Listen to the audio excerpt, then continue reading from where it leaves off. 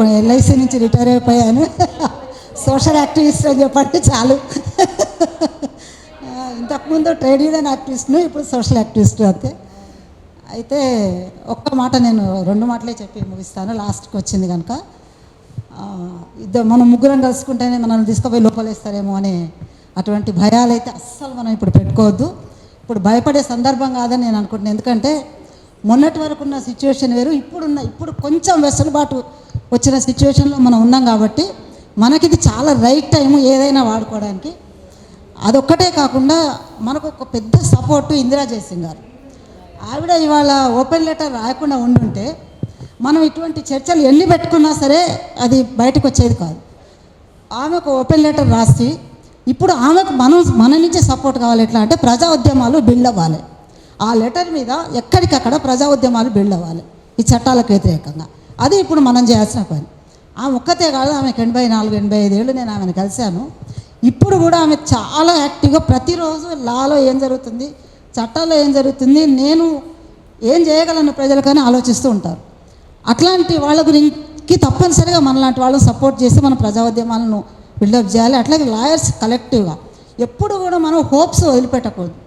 ఎందుకంటే lawyers collective ఒక చాలా పెద్ద లాయర్స్ యూనిటీ ఏర్పడి ఇప్పుడు భీమా కొరేగాం కేసు కొట్లాడుతున్నారు, అట్లాగే చాలా గిరిజనుల కేసులు కొట్లాడుతున్నారు. వాళ్ళందరికీ ఎక్కడి నుంచి సపోర్ట్ రావాలంటే పీపుల్ నుంచి, పీపుల్ స్ట్రగుల్స్ నుంచే సపోర్ట్ వస్తుంది. వాళ్ళ సబ్జెక్ట్లో వాళ్ళు కోర్టులో ఏం వాదిస్తారో కానీ బయట నుంచి మనం ఉద్యమాలు చేస్తేనే వాళ్ళకి సపోర్ట్ వస్తుంది. కాబట్టి అది మనకు చాలా పెద్ద అండగా తీసుకొని మనం ఖచ్చితంగా ముందుకు పోదాం. ఏ రకంగా అనేది చాలామంది చెప్పింది, కానీ నాకు అనిపించేది ఏంటంటే ముఖ్యంగా మన తెలంగాణ వరకు మనకు ఒక వెసులుబాటు ఉంది. మనం కాంగ్రెస్ పాలనలో ఉన్నాం, మనకు డైరెక్ట్ బీజేపీ పాలనలో లేం మనం. కాబట్టి ఆ అవకాశాన్ని మనం తీసుకొని రేవంత్ రెడ్డితో సహా అందరి ఎంపీలకి మనం అప్పీల్ లెటర్స్ ఇచ్చి వాళ్ళు అక్కడ మాట్లాడేలాగా చేయడం ఒకటి, మనం మీటింగ్ పిలిచి వాళ్ళని స్పీకర్స్గా పిలవడం కూడా ఒకటి. మనం మీటింగ్ పెట్టి వాళ్ళని ఎంపీలను స్పీకర్గా పిలిస్తే ఎంపీతో పాటు చాలామంది వస్తారు, కాన్స్టిట్యూషన్ వాళ్ళు వస్తారు, కనీసం విషయాలు అర్థమవుతాయి. మీటింగ్లు పెట్టడం ఒకటి, ప్రొటెస్ట్ ప్లాన్ చేయడం ఒకటి.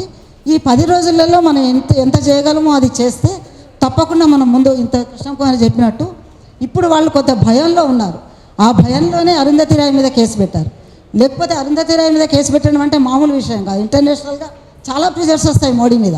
అయినా సరే పెట్టడం ఎందుకంటే మనలాంటి వాళ్ళని భయపెట్టడం కోసం. అది ఏం జరగదు రేపు పొద్దున. కానీ ఈ భయపడి బతకాలి అనేది ఆయన యాటిట్యూడ్, మోడీ యాటిట్యూడ్ ఏదైతే ఉందో, మేము భయపడము అని గట్టిగా చూపించడమే ఇప్పుడు మనం చేయాల్సిన పని.